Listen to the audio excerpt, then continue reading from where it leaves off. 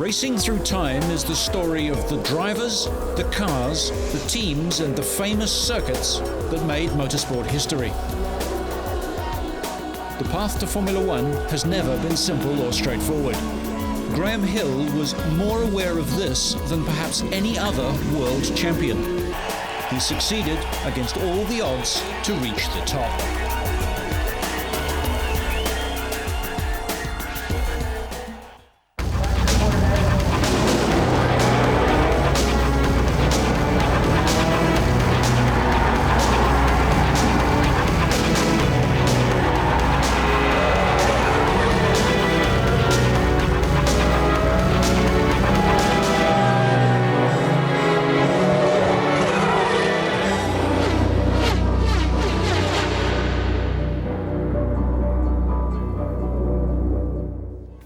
Only one driver has won the Formula One World Championship, the Indianapolis 500 and the Le Mans 24-hour race.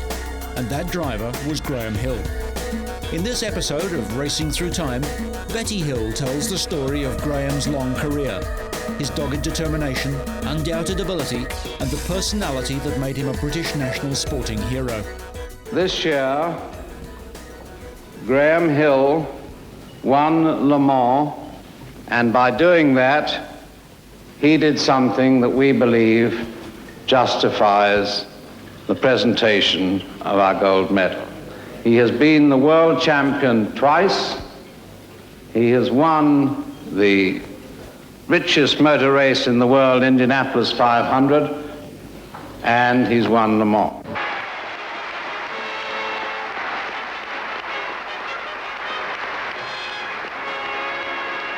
Lord President, Your Royal Highnesses, Your Graces, my Lords, ladies and gentlemen.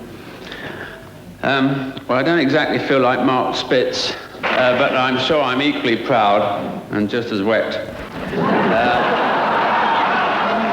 You know, I'm not even so sure that the country can afford to give me a gold medal. I mean, the sort of state we're in at the moment, I mean, I even feel, with your permission, that I ought to offer it to Ted. I mean... On November the 29th, 1975, while trying to land at Elstree Airport, Graham Hill's plane crashed. His death was an abrupt end to an era in motorsport history, which saw the demise of the racing personality. Graham grew up in London, and he was apprenticed to Smiths, the instrument maker. His national service was in the Navy as an engineer. After completing the required 2 years, he returned to Smiths. His sporting interests were confined to rowing with the prestigious Oriel Club in London. Betty Hill met him through rowing and was with him from the start of his motor racing career. Someone threw him an autosport and said, here, look, a quid's worth at Brands Hatch would get you 4 laps. So he thought, not bad. So off he went one Wednesday, I think it was, and thought, this is for me. So he gave up his job and went on the dole. So he had to fend for himself and work as an engineer on the cars that he was preparing for other racing drivers at Brands Hatch. A fortuitous set of circumstances led to Graham joining Lotus. He met Colin Chapman in a cafe after hitching a ride back to London from Brands Hatch and asked for a job. Chapman allowed him to use a Lotus 11 that he'd been working on as a mechanic at Lotus. His first race at Alton Park was successful, and Graham was signed up by Colin Chapman to drive for Team Lotus in 1957. At the late age of 29 years, Graham Hill made his Grand Prix debut in the 1958 Monaco Grand Prix alongside Cliff Allison. They were driving the Lotus 12, powered by a 2-litre Coventry Climax engine. Graham and Cliff were the last of the 16 starters. The nervous Lotus driver, wearing the dark blue helmet with the 8 white oars of the Oriel Rowing Club and listening to the briefing, would soon become the uncrowned king of Monaco. Remarkably, Graham was up to 4th place. Allison slowed with an overheating engine, but the fragile Lotus couldn't stand the strain, and Graham Hill retired when a wheel fell off. Through 1958 and 59, Graham had wretched luck with the fragile Lotus 12 and 16 and decided to join BRM.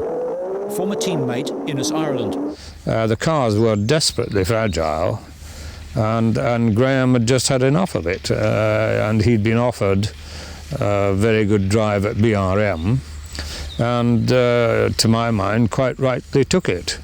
Graham joined BRM for 1960, the driving fee sufficient to buy a house for his growing family. BRM were showing signs of improvement after a decade of drama. Tony Rudd was installed as chief engineer, and almost immediately they were showing promise after all of Sir Alfred Owen's massive investment. In the British Grand Prix at Silverstone, Hill drove a defining race. After a slow start, Graham powered through the field and overtook the leader, Jack Brabham. Failing brakes caused him to spin at Copse, and Jack Brabham went on to win the race for Cooper. As Graham walked back, he became a new national identity, someone the public could take to their hearts.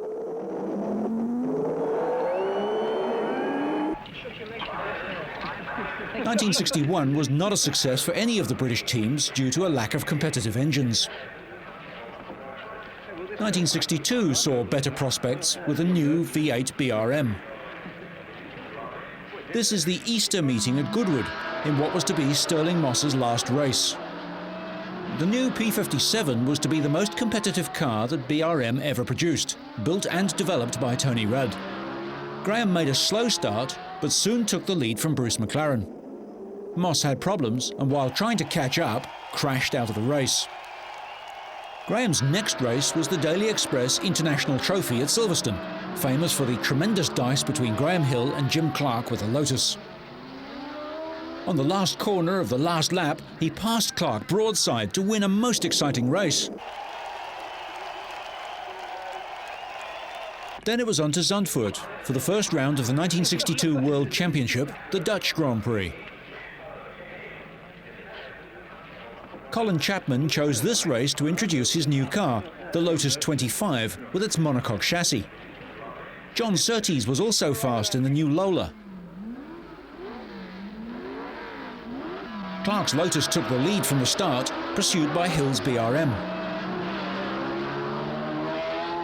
Clark pulled away until lap 10, when he stopped with clutch problems.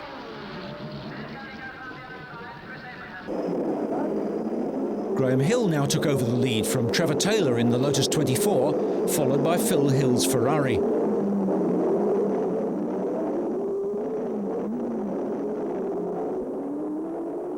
The race ran out with Hill a clear and decisive winner, his first Grand Prix victory for BRM.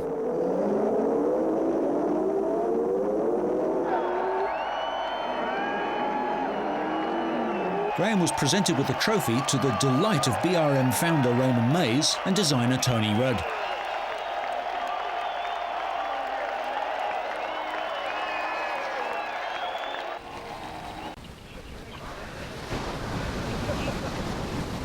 The second race was the Monaco Grand Prix at Monte Carlo.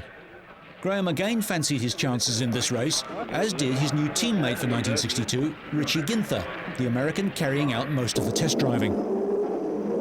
The start was chaotic. Willie Moraci forced his Ferrari between Hill's BRM and Clark's Lotus and promptly spun at the first corner, causing a huge crash which eliminated a number of cars.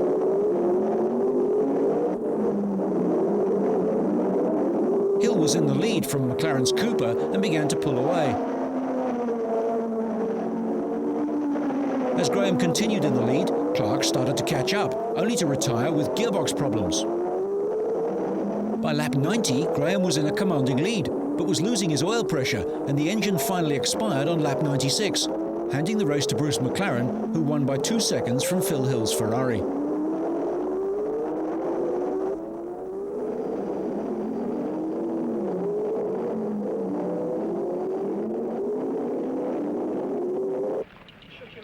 Round 3 was the Belgian Grand Prix at Spa-Francorchamps.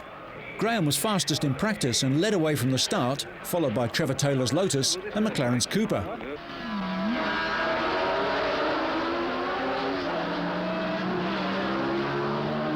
Hill led at the end of lap 1 and appeared to be in control. On lap 2, a mysterious misfire dropped him back behind a stirring battle between Taylor's Lotus and Moraci's Ferrari.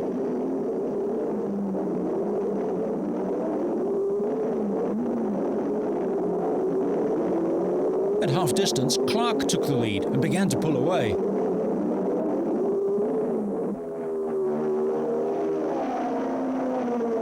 Shortly after, Taylor and Moracey touched and crashed. This let Hill back up into second place behind Clark. With Trevor Taylor watching from the pits, Jim Clark won his first Grand Prix in a Lotus. Hill's BRM, still misfiring, in a fortunate second place. Watching on was a concerned chief engineer, Tony Rudd. In the circumstances, second was a good result.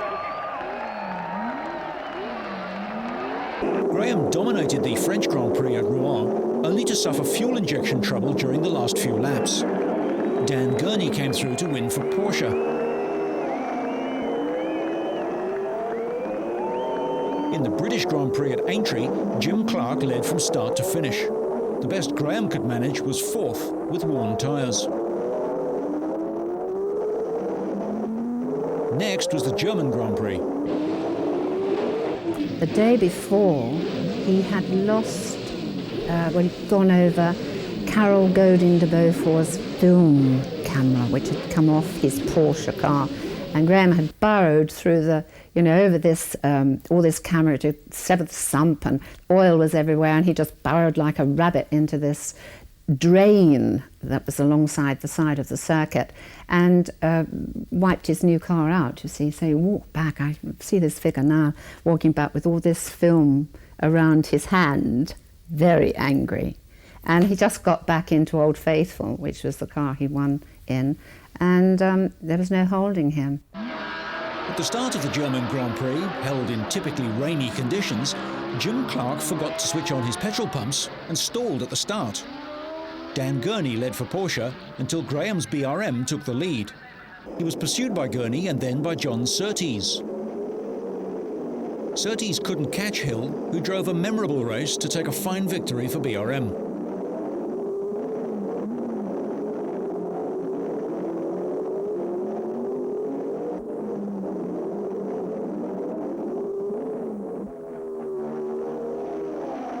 Graham Hill continued his good form at the Italian Grand Prix at Monza, leading a BRM 1-2 with Richard Ginther.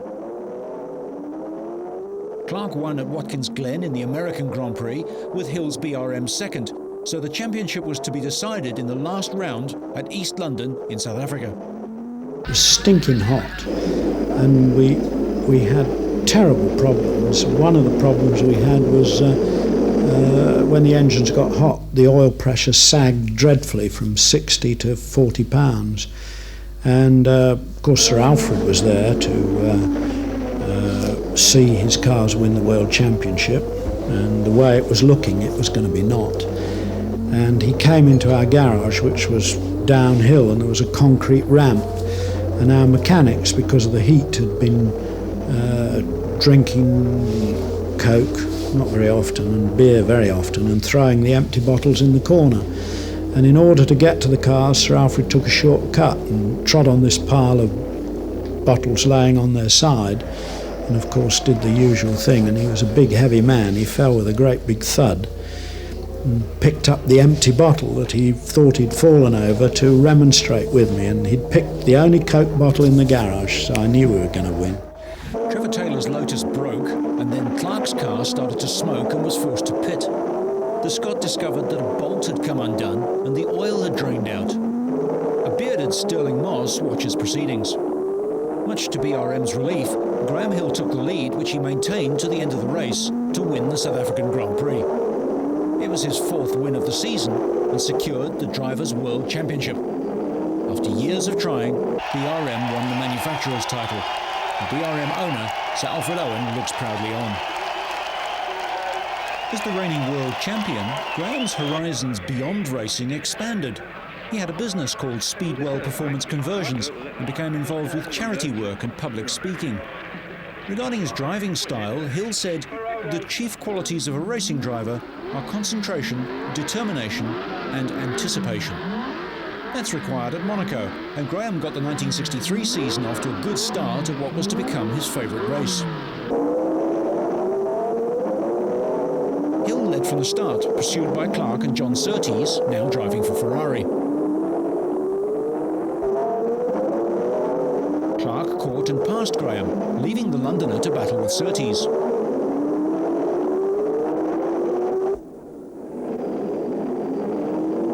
Monaco was not Jim Clark's lucky circuit, and this race was no exception. Hill went back into the lead, followed by teammate Richie Ginther, and went on to secure a 1-2 for BRM.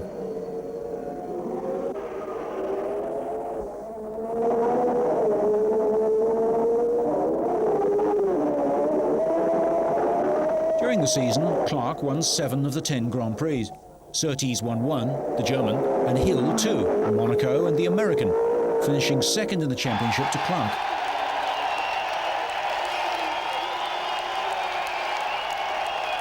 By this time, Graham was a successful driver in other categories: saloon cars, GT cars and sports cars, always a popular figure at the track and always in demand.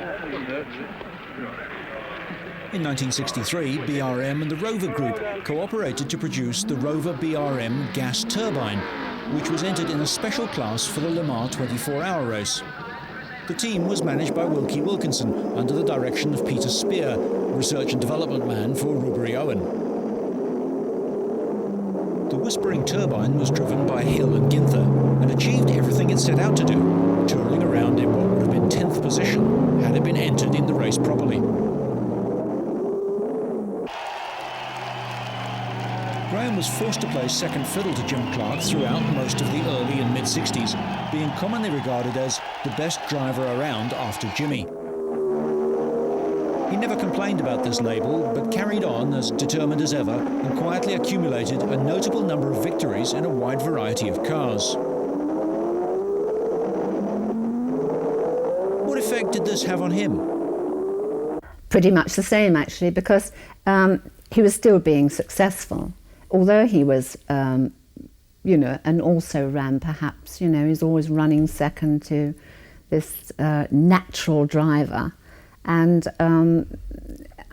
he was just a tremendous sport that it didn't really bother him too much. If he was satisfied with what he had done, then he didn't carry it on his shoulders all the time. The 1964 season got off to its usual start at the Monaco Grand Prix.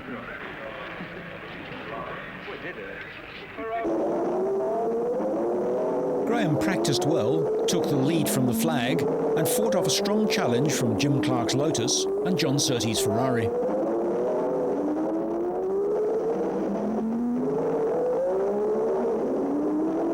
He went on to take what was now considered to be his customary victory.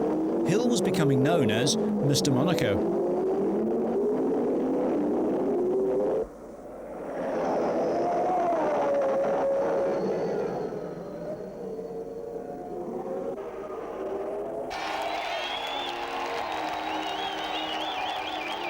The Belgian Grand Prix was a disaster for Graham.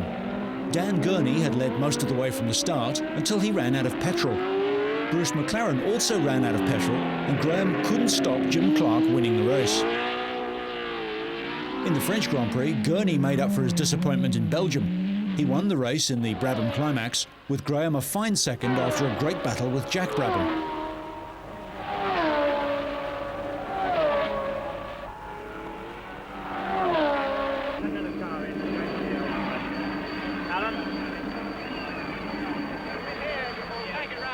Dan Gurney with the laurels of victory. You knew if you waited behind him, he'd go off. You put him off. I did, yeah.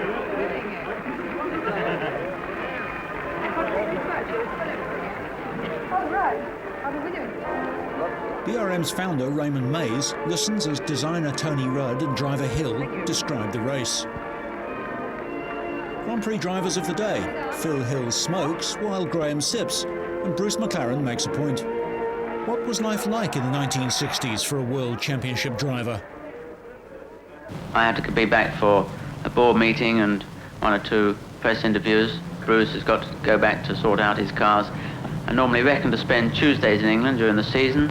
This is my day for getting the work done. All the work that I should be doing during the week, I pack in to do on Tuesdays. Monday I spend travelling back to England. Wednesday I spend travelling back to the continent for the next race. I think Mike Hawthorne was the first to have his own plane, and then Ron Flockhart, and it was Ron Flockhart from our driving together in the Curie Course that got me interested in flying. Then Jack Brabham had a plane, and Colin Chapman, and I think I was probably next. And in fact, it was when Graham used to come with me all the time, and seeing how convenient it was that one didn't have to worry about other people's schedules, this is why he decided to get an aeroplane, which he did subsequently. After Rouen, the following weekend was Reims, and in this case, Pat McLaren and my wife Betty were going to take their time to wander through France to Reims, whereas we were going to rush back to England and come back again on the Wednesday and meet them there. There's lovely indoor plants there. Lovely what? Indoor plants. Oh yes, I remember that shop. Grandmother's Gorgeous. mother-in-law's town. The French Champagne city of Reims was for many years the centre of French racing and the home of the French Grand Prix. The 12-hour sports car race was an important event in the 1964 calendar.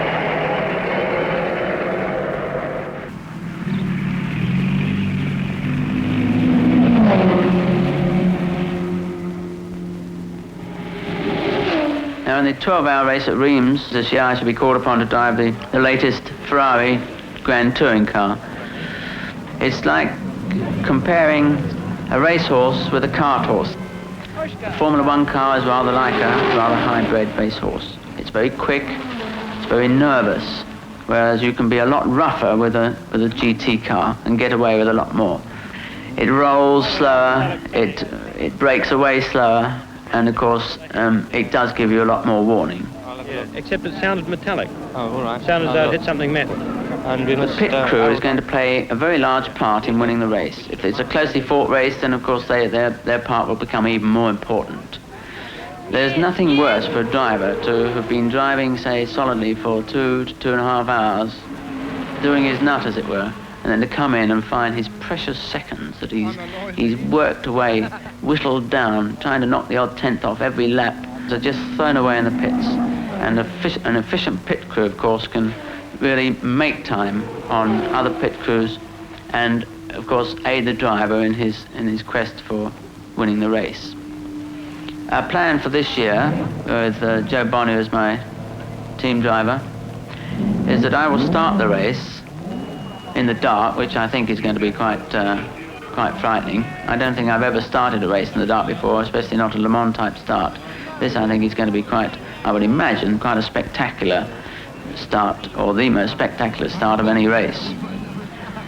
One of the dangers, of course, will be jumping into our car in a very brightly lit up area and blasting off into the darkness, and our eyes having to get accustomed to the dark. This race was at the beginning of the Ford Motor Company's assault on sports car racing with the famous Ford GT40. They were taking on Ferrari, who made Le Mans all their own.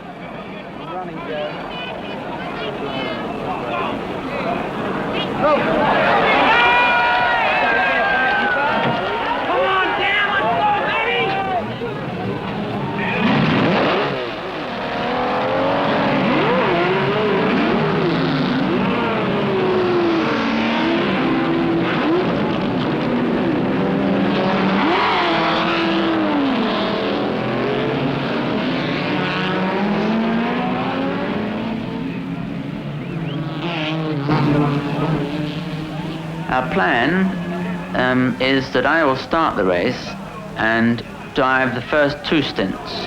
This will ensure that Joe Bonnier, when he gets into the car, will not have to get accustomed to driving in the dark, which will take him a little while. When my first pit stop takes place, I will then get straight back into the car, having taken on fuel, and as I will already be tuned into the car and to the conditions, we will not lose time with the second driver having to prepare himself for this ordeal. I think we'll score here. I'm not quite sure what the other teams are doing. I'm hoping they're not going to do this. We'll require driving for something like 4.5 hours in the dark, which takes a certain amount of stamina, and this is where the fitness of the driver pays off. Graham shared the car with the Swedish driver Joe Bonnier, who incidentally had won BRM's first Grand Prix.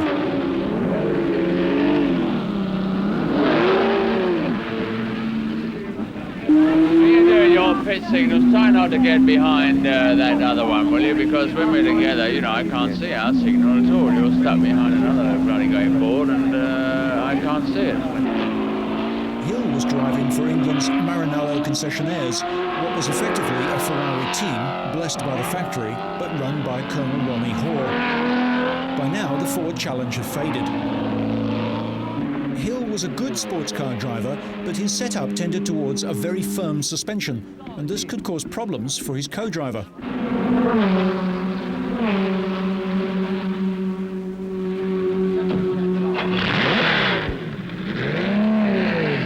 The Ferrari returns to the track and goes on to victory for Graham Hill and Joe Bonnier at Reims.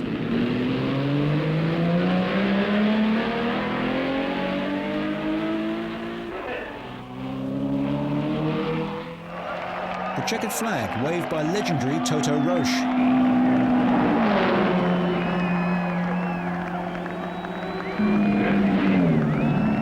Graham's greatest sports car victory was to come in the next decade.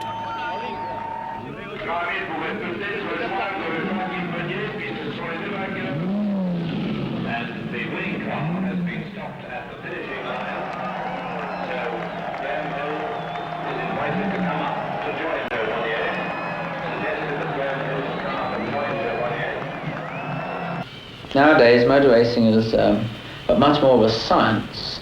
There's much more technique in the chassis and engine development. In fact, in every circuit we go to now, speaking from my own behalf, I tune the chassis to the circuit.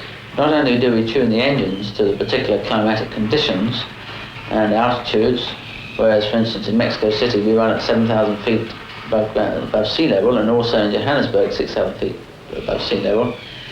Nowadays we have to tune the chassis to suit the particular type of circuit, and as they all vary, we're invariably altering the setup that we use on every circuit we go to, and this we do in practice. I make notes after every race so that I have a little bit of advanced knowledge of what I did the year before that I can refer to just as a guide. But of course with different cars and different tyres and etc. it does vary slightly, but it's a good basis to work from. So this is where the sort of science comes in, and it definitely helps to know something about this and to be able to interpret what the car does, and also to know what to do to give you what you want. This is where the secret lies. And very often a driver comes in and says to the engineer, "Oh, the car's twitchy." Now the engineer on that gem of information has got to decide what to do to the car to get rid of this rather nasty characteristic and make it go quicker and make the driver more satisfied. Well, that of course is very difficult. It's very difficult to interpret what this means. There's a very high standard of, what shall I say, of sportsmanship on the track today. And I think this might partly be brought about by the Grand Prix Drivers Association. We all meet at every Grand Prix. And at these meetings, if one member does feel particularly upset with the behaviour of another member on the circuit, then he can voice it at this meeting. And of course the fact that you're there amongst your fellow drivers and nobody's going to stand any nonsense. You can't put on a big prima donna act because everybody will sort of prick your balloon quicker than that. It does bring about a fairly good feeling amongst the drivers. There's very little ill feeling today. Naturally, before any race you're apprehensive, but this applies to any athlete, anyone participating in any sort of competition. And it's a natural thing, and it's most important that I think racing drivers feel this, not fear so much, though there is a certain amount of fear in it, but a certain apprehension, certain needle we used to call it when I was rowing. In fact, I used to get far more needled and get far more affected by a race when I was rowing than I would do when I'm motor racing, because I knew that I was going to go out there and have to hurt myself in rowing. Really sort of give my last, just the mind over matter, and until you've done it, you never realise quite what it means. And this feeling is always with you before a race, probably more so earlier in the morning, when you're actually at the circuit. You get involved with the pageantry that takes place at some circuits, and actually the getting ready for getting into the car on the grid. So you're occupied, you haven't got too much time to think about it. The 1964 British Grand Prix was the first held on the twisting and undulating Brands Hatch circuit near London. It was memorable for the battle between Jim Clark and Graham Hill. Their cars were never more than a few seconds apart from the start to the finish.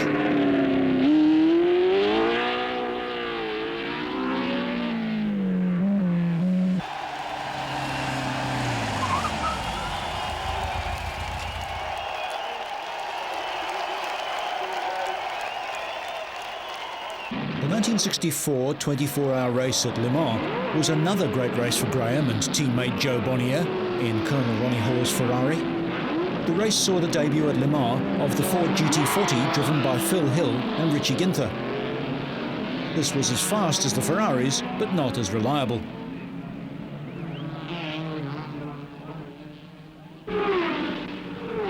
Graham Hill's Ferrari 330p was in contention throughout the race.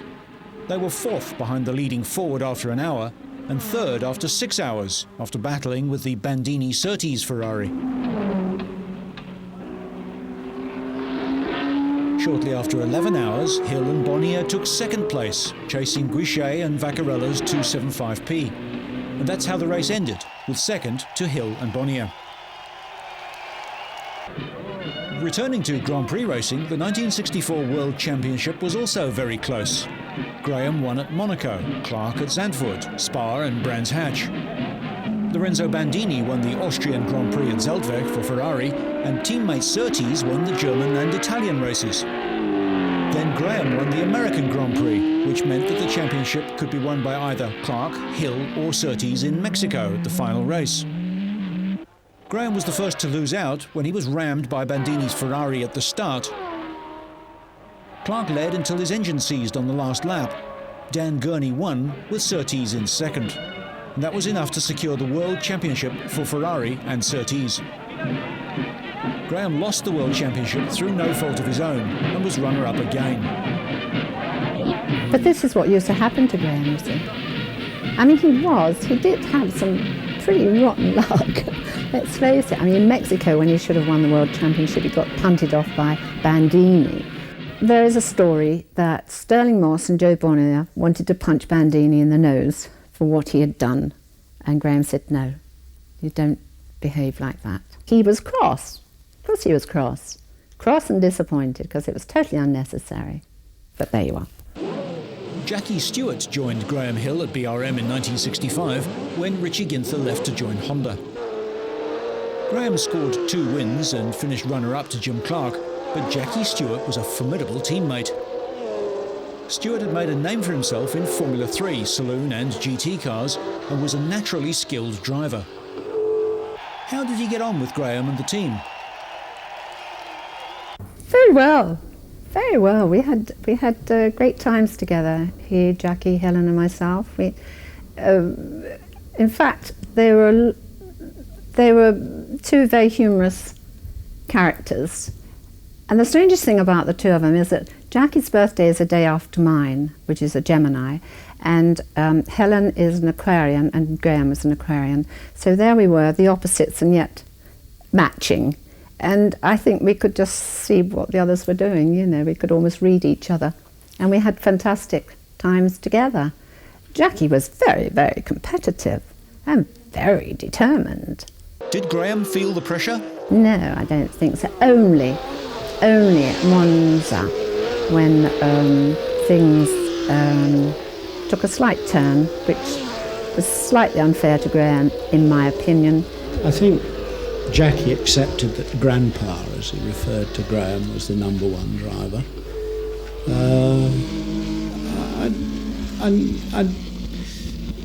Up until Monza, I never felt that there was a problem, and of course at Monza there was a walloping great problem. There we were, first and second, nobody on the same lap, 23 laps to go, and what do the idiots do? They race each other.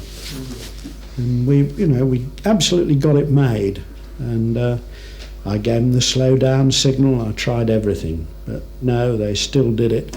And on the last corner of the last lap, Graham went a bit wide trying to get by and went onto the loose stuff and spun.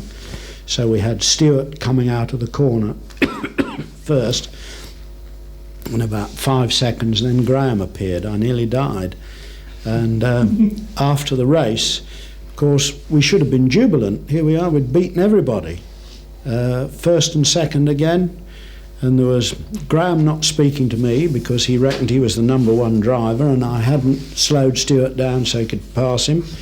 I wasn't speaking to either of them because they'd raced each other. And Stewart couldn't understand what the row was about. So, all very difficult. Graham got the 1966 season off to a good start, winning the non-championship New Zealand and Australian Grand Prix in the Tasman Series.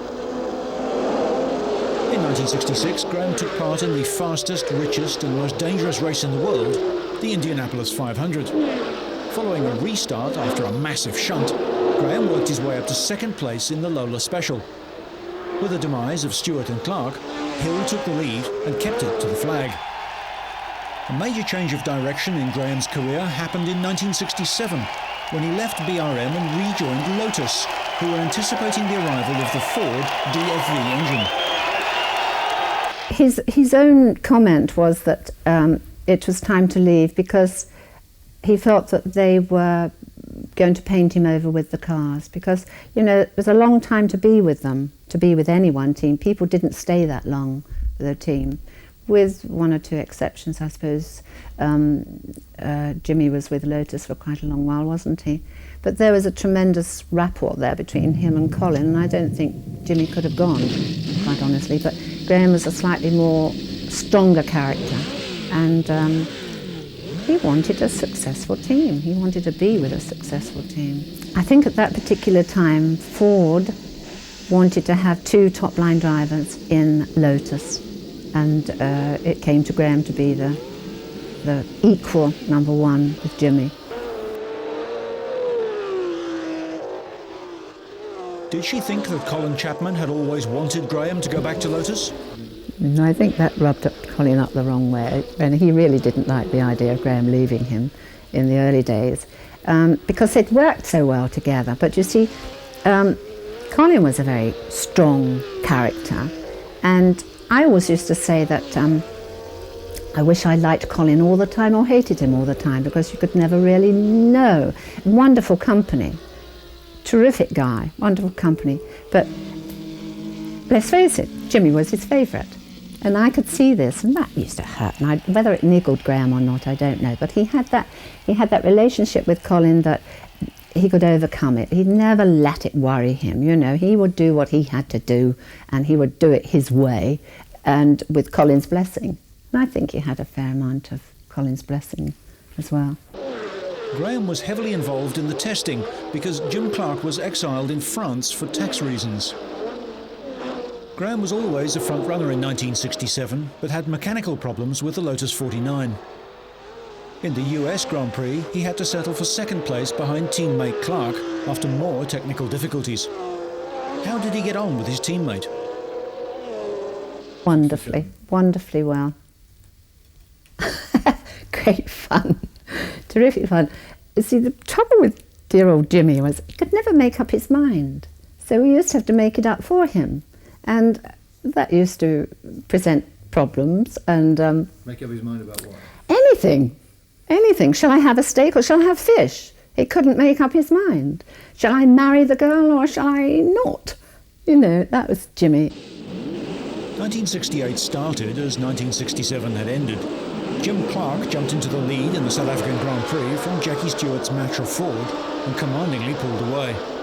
Clark continued untroubled on his winning way to take his 25th Grand Prix win to break Fangio's record. Lotus suffered two blows that nearly destroyed the team. Jim Clark died in a minor race in Germany, and Mike Spence died in testing at Indianapolis. Only Graham Hill's determination and spirit kept the team together. Losing Jimmy and losing Mike. You see, we lost Mike Spence at Indianapolis, didn't we? And then Jimmy on top of it, just too much. It's too much. But again, it was all pushed into the background. However he felt about it, I really don't know. He just said, you know, we just go forward. Lotus. He went to Spain. Was it Barcelona? Oh no, it wasn't Barcelona, was it? It was Jarama. And he went there with a very depleted team because obviously the boys were as upset as anybody. Colin didn't want to know, just did not want to know and was not there. So Graham rallied the whole lot that he had there together, and we went out and did a good practice, and he heads together and got the car going, and he won it. And it was Graham that won that race. He won the race for Colin, for Jimmy, for the team. And he picked them all up by the nuts and bolts, and then let's go again. You can't sit back and weep, can you? You have to go forward. After Jarama, I mean, you know, it was a terrible tragedy. Colin having lost Mike, and then, I mean, you know, to lose Jimmy, I mean, Jimmy was like a brother to Colin. I mean, two people couldn't have been closer than if they had been family. So, I mean, it was a hell of a thing to get through. So, but after Graham winning, it's, you know, it's nothing like success, is there? I think he had admired Graham all the time, but wouldn't let himself because there was always Jimmy there, you see. But I think Colin had a great admiration for Graham after that. After winning the Spanish and Monaco Grand Prix, Hill was in with a chance of his second World Championship. But he hardly scored a point in the middle of the season, which was ruled by Jackie Stewart and Denny Hulme. Stewart won the German Grand Prix at the Nürburgring in appalling wet and foggy conditions. Graham mastered these terrible conditions and finished second, and the championship went down to the wire, the last round in Mexico. The Grand Prix turned out to be a race-long battle between Hill and Stewart after Hulme retired. Graham eventually got the better of Stewart, who fell back with a misfiring engine, so Graham won the race and the 1968 World Championship. After such a traumatic year, Colin Chapman was delighted.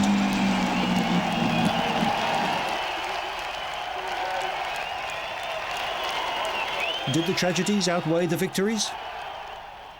No, I think the exhilaration took over from the tragedies. I mean, you know, there was nothing more uplifting than to win the World Championship after such a disastrous year. So that there was we didn't think about it being, having to contemplate new routes, if you like. In 1969, Graham's career was changed forever. He won the Monaco Grand Prix for a record 5th time. And then in the American Grand Prix, after having to get out of the car following a spin, he restarted without being able to refasten his seatbelts. While on the way to the pits, the right-hand rear tyre collapsed. The car went out of control and Graham was thrown out, sustaining severe leg injuries. There was a long and painful recovery ahead.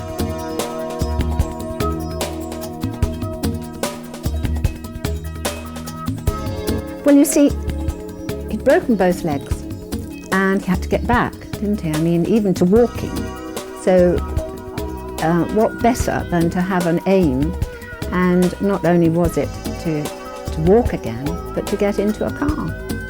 And Colin, when I arrived out in the States and Graham was in hospital, Colin's first few words to me were, "You've got to get him to give it up." But I shrugged my shoulders because I didn't get Graham to do anything that he didn't want to do, and the decisions were his. And because his attitude was, I have to get back, that's why he worked so much harder, I think, than if it was just sort of getting back to an office. You know, I mean, he had to get back into that car for South Africa, and that is what he did.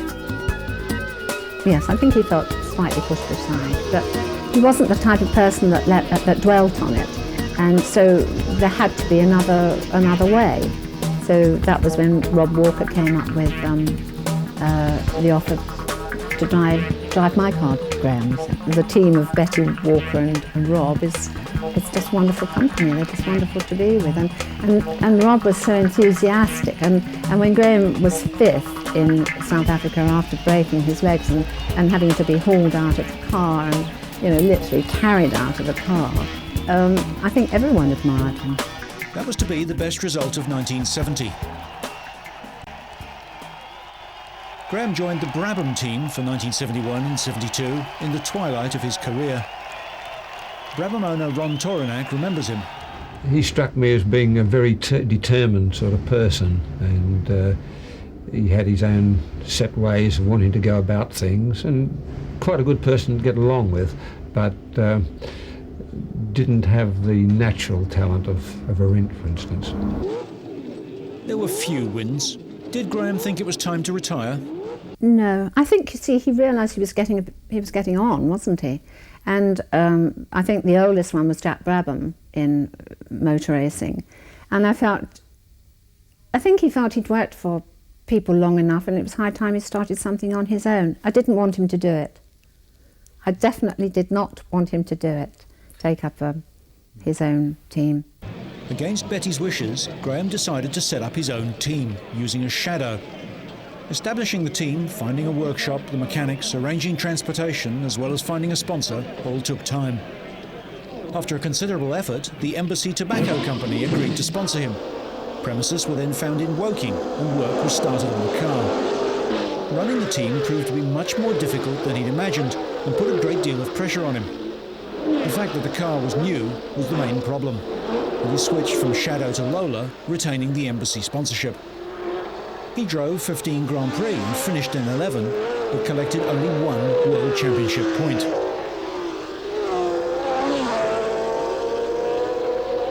There was one major highlight in 1972 when he won Le Mans. Oh, great achievement. He didn't think that, you know, in his later years, that he would have the opportunity for a start. And when Matra asked him, he thought, well, you know, in for a penny, in for a pound. So he went, and with Henry Pescarola, who he was quite matey with as well, the team was a perfect match. And I never thought he'd win it. But he was so experienced, you see, that, you know, he was the choice to have with someone who was equally as experienced at Le Mans, Henry. So he loved it the way it was, you know, the beginning of it, you know, and liked it. Again, it's something that has changed and probably isn't quite as, the excitement is still there, but, you know, things have to change. It's a pity sometimes, but, you know, he was just thrilled with it. I mean, imagine winning a Triple Crown. You know, I mean, who's done it? Nobody. In 1975, the Hill team decided to build their own car, designed by Andy Smallman. Graham drove the car in Argentina, Brazil and South Africa. He intended to race in the Monaco Grand Prix, but he failed to qualify and was very disappointed. During the Formula 3 race, he watched a brilliant performance by Tony Bryce, who decided to sign him up. Graham Hill retired to manage his team, and made that retirement public at the British Grand Prix.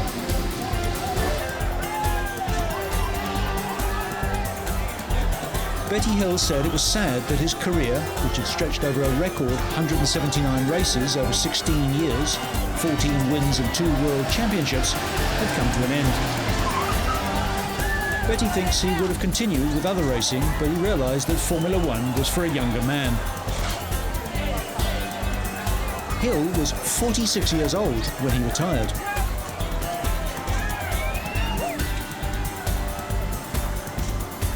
Hill's crowning achievements were his 5 wins at Monaco.